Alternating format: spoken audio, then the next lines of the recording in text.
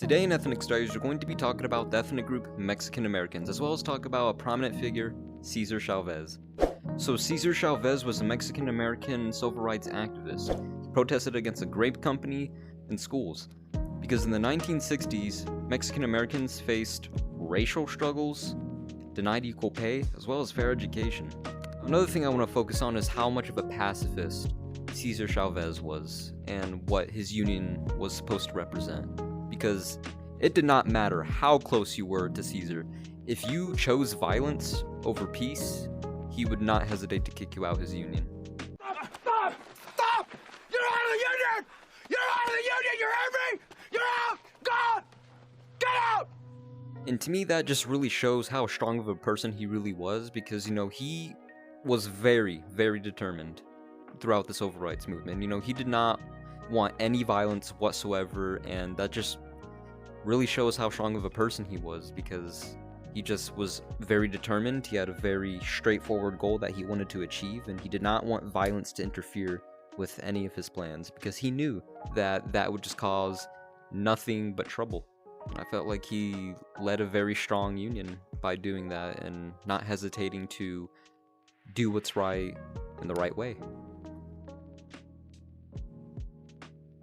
Now, the reason why I chose this ethnic group is because they interest me the most. Not only did they want to change schools and have equal pay, but they also wanted a position within national politics.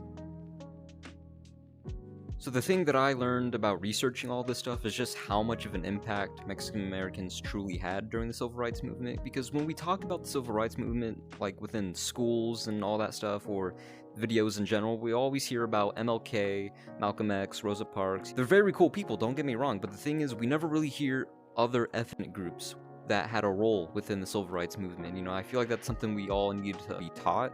I just found it interesting how other ethnic groups also had a humongous role within the civil rights movement throughout the 1960s, and how it changed and impacted the future.